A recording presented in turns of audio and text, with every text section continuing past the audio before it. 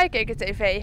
Vandaag zijn de verkiezingen begonnen. We zijn in Sint-Kruis en dit is de eerste stembureau waar we vandaag langs gaan. Wat vindt u van de opkomst dit jaar bij de verkiezingen? Op dit moment mogen wij niet klagen, ook al is het een zeer klein stembureau. Er kunnen eigenlijk maximaal, er kunnen 250 inwoners van deze kern komen stemmen. Dus we zitten nu al op een 58. Dat is netjes. En vindt u dat er genoeg gepromoot is om deze verkiezingen goed te kunnen stemmen?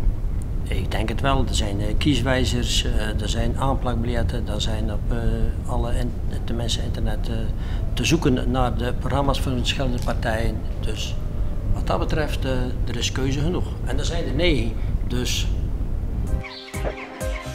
Ze zijn hier volop aan het stemmen. Op naar de volgende stembureaus. Welkom bij Kikker TV. We zijn aangekomen bij het volgende stembureau in Ede. We gaan eens kijken hoe hoog de opkomst hier vanochtend al is geweest.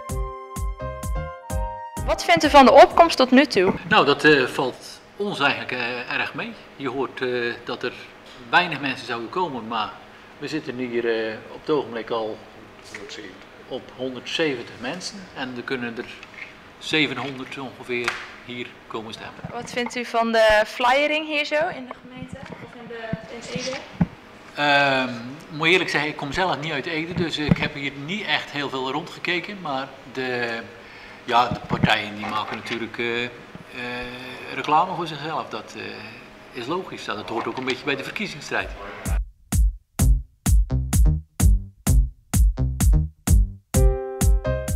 De opkomst is vanochtend al erg hoog geweest, dat belooft nog wat voor vandaag. Bedankt voor het kijken en wij gaan op naar de volgende.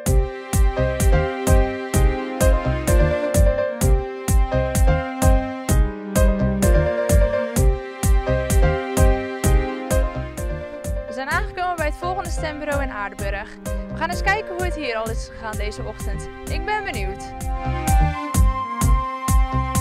Wat vindt u van de opkomst tot nu toe? De opkomst is gigantisch goed. We zitten boven de 20% inmiddels.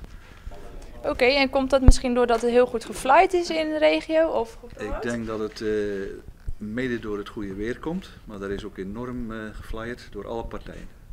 En gaat u zelf ook nog stemmen vandaag? Ik heb gestemd om een paar minuten over 7:30. Ook hier zijn de mensen al lekker bezig met stemmen. Wij gaan weer door naar de volgende.